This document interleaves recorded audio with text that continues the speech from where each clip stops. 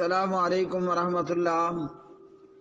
پیارے بھائی الیاس بھٹی فرام اسلام آباد، آپ نے یہ بھائی کا سوال بھیجا ہے اس تحریر کی صورت میں۔ نبی پاک جناب محمد الرسول اللہ صلی اللہ علیہ وسلم کی ولادت باسعادت کے حوالے سے اللہ سبحانہ و تعالیٰ کا بہت بڑا احسان کہ اللہ نے ہمارے اندر ہم ہی میں سے ایک کو رسول بنا کر مبعوث فرمایا، جن کا نام نامی اسم گرامی حضرت محمد بن عبداللہ بن عبد المطلب بن عبد مناف بن قصی بن کلاب جناب محمد الرسول اللہ صلی اللہ علیہ وسلم، خاتم النبیین والمرسلین، امام اعظم قائد اعظم جناب محمد الرسول اللہ صلی اللہ علیہ وسلم، پیارے نبی جناب حضرت محمد صلی اللہ علیہ وسلم سلسلہ نبوت و رسالت میں خاتم النبیین والمرسلین ہیں۔ آپ کے بعد نہ تو کوئی نبی آنا ہے اب، نہ آپ کے بعد کوئی رسول آنا ہے۔ جو بھی نبوت کا اور اس قسم کی چیز کا دعویٰ کرے گا وہ مسلمہ کذاب کی طرح دجال ہوگا، وہ مرزا غلام قادیانی کی طرح دجال ہوگا، اور دیگر 30 جھوٹے دجالوں میں سے کوئی ایک دجال ہوگا جو آمنہ کے لال عبداللہ کے یتیم عبد المطلب کے پوتے ابو طالب کے بھتیجے جناب محمد الرسول اللہ صلی اللہ علیہ وسلم کے بعد نبوت کا یا رسالت کا دعوے دار ہوگا۔ پیارے نبی جناب حضرت محمد بن عبداللہ محمد الرسول اللہ صلی اللہ علیہ وسلم کی ولادت باسعادت، آپ صلی اللہ علیہ وسلم سب سے بے نظیر اور سب سے بے مثال تھے، اور آپ صلی اللہ علیہ وسلم کی سیرت آج بھی بالکل تر و تازہ اور فریش کی فریش موجود ہے۔ آپ علیہ الصلوۃ والسلام کی زندگی 14 صدیاں گزرنے کے بعد بھی آج بھی بالکل تر و تازہ ہے اور بالکل صاف اور شفاف پوری کی پوری موجود ہے۔ بھائی نے پوسٹ بھیجی ہے، اس پوسٹ کے اندر کچھ احادیث ہیں جناب حضرت محمد الرسول اللہ صلی اللہ علیہ وسلم کی ولادت کے حوالے سے۔ تو پوسٹ کے اندر جو پہلی روایت ہے وہ روایت سندن صحیح نہیں ہے۔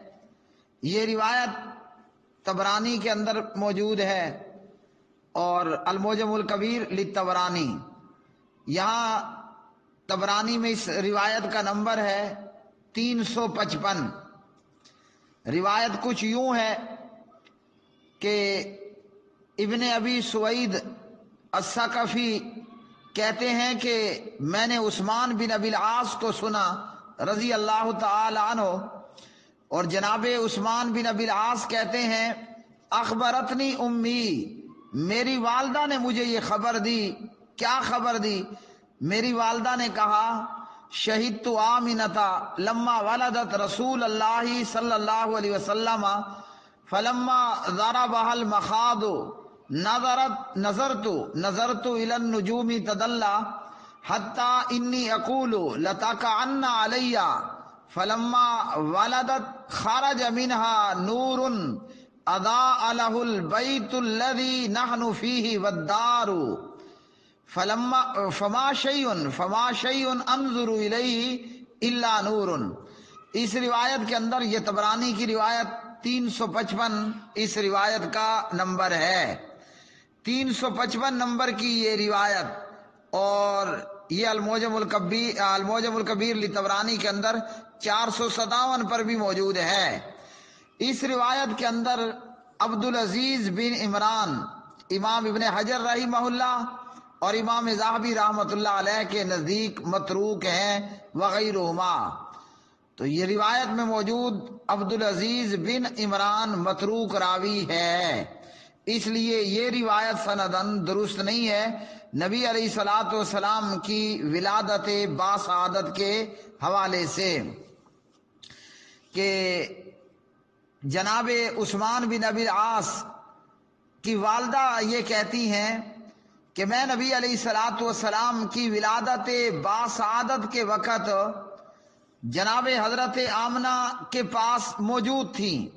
جب انہیں آمنہ کو درد ذہ لاحق ہوا تو کہتی ہیں کہ میں نے ستاروں کو دیکھا کہ ستارے نزدیک ہو گئے۔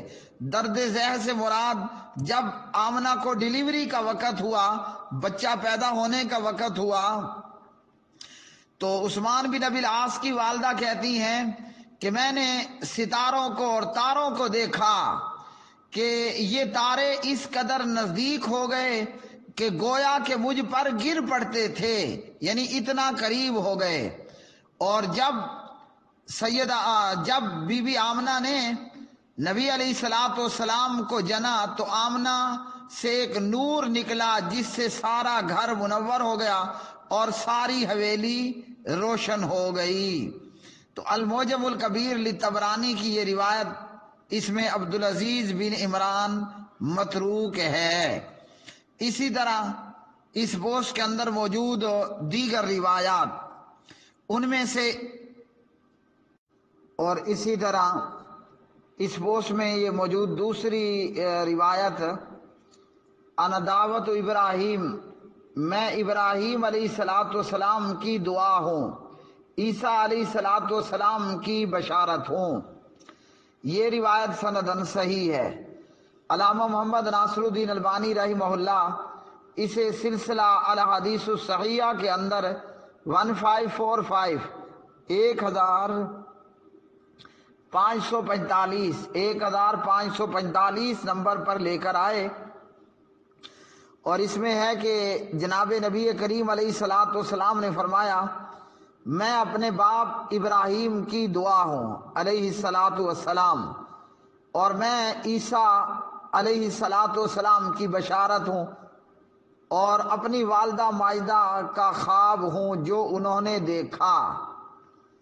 اور اس حدیث کے اندر یہ ہے کہ جب میری والدہ نے مجھے جنم دیا تو میری والدہ نے مجھے جنم دیتے وقت میری والدہ کے جسم سے ایک نور نکلا جس سے ملک شام کے محلات روشن ہو گئے۔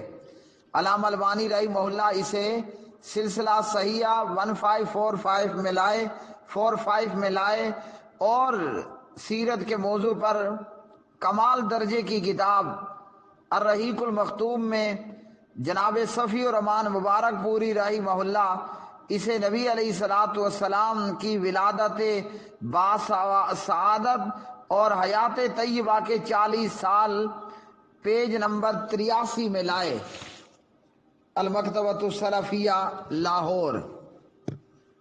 اور اسی طرح پیارے نبی علیہ الصلوۃ والسلام کی ولادت باسعادت کے حوالے سے امام طبرانی نے روایت کیا کہ نبی علیہ الصلوۃ والسلام نے فرمایا میری والدہ نے خواب میں دیکھا کہ اس کے 2 ٹانگوں کے بیچ میں سے نور نکلا ہے جس سے شام کے محلات روشن ہو گئے۔ اس روایت کے تعلق سے امام حیثمی فرماتے ہیں اس کی سند حسن ہے، اور اسی طرح اسی روایت کو علامہ البانی رحمہ اللہ صحیح الجامع کے اندر 224 نمبر پر حسن بتاتے ہیں۔ تو نبی علیہ الصلوۃ والسلام کی والدہ نے خواب دیکھا کہ جناب آمنہ کے جسم سے ایک نور اور روشنی سے نکلی ہے کہ جس سے شام کے محلات روشن ہو گئے۔ تو یہ بھی حسن درجے کی روایت ہے۔ اور اسی طرح بھائی کی بھیجی ہوئی اس تحریر کے اندر ایک یہ بھی ہے کہ ارباز بن ساریہ بیان کرتے ہیں نبی علیہ الصلوۃ والسلام کو میں نے فرماتے ہوئے سنا، آپ علیہ الصلوۃ والسلام نے فرمایا میں اس وقت خاتم النبیین تھا جب آدم علیہ السلام اپنے خمیر میں تھے، اور یہ کہ میں ابراہیم علیہ السلام کی دعا ہوں، عیسیٰ علیہ السلام کی بشارت ہوں وغیرہ ذالک۔ ابن حجر رحمہ اللہ اسے فتح الباری میں لائے، اور ابن حبان اور امام حاکم نے اسے صحیح کہا ہے۔ اور اسی طرح نبی علیہ الصلوۃ والسلام کی نبوت کے حوالے سے آپ سے پوچھا گیا متا وجبت لکن نبوہ، آپ کے لیے نبوت کب ثابت ہوئی؟ تو آپ نے فرمایا کہ آدم بین الروح والجسد، کہ آدم ابھی روح اور جسم کے بیچ میں تھے۔ اور یہ روایت امام علامہ البانی رحمہ اللہ مشکات المصابیح کے اندر فرماتے ہیں کہ روایت صحیح ہے۔ مشکات المصابیح میں 5758 حضرت ابو ہریرہ رضی اللہ تعالی عنہ اس کے راوی ہیں۔ لوگوں نے کہا کہ یا رسول اللہ صلی اللہ علیہ وسلم متا وجبت لکن نبوت، نبوت آپ کے لیے کب ثابت ہوئی؟ آپ نے فرمایا وآدم بین الروح والجسد، ابھی آدم روح اور جسم کے بیچ میں تھے۔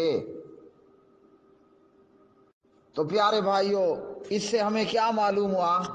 اللہ سبحانہ و تعالیٰ نے ہمیں وہ پیغمبر عطا فرمایا ہے کہ ایسا پیغمبر، ایسا نبی، ایسا رسول آدم علیہ الصلوۃ والسلام سے لے کر جناب مسیح عیسیٰ علیہ الصلوۃ والسلام تک کوئی نہ آیا۔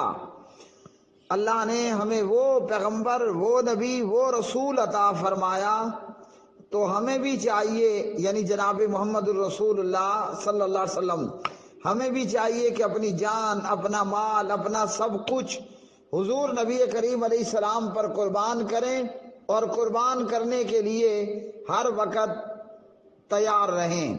ضروری ہے کہ ہم نبی علیہ الصلوۃ والسلام سے محبت بھی کریں، آپ علیہ السلام کے گن بھی گائیں، آپ علیہ الصلوۃ والسلام کے گیت بھی گائیں، آپ کی نعت بھی پڑھیں، آپ کی مدحت، آپ کی تعریف بھی بیان کریں، اور آپ صلی اللہ علیہ وسلم کی اطاعت بھی کریں، اتباع بھی کریں۔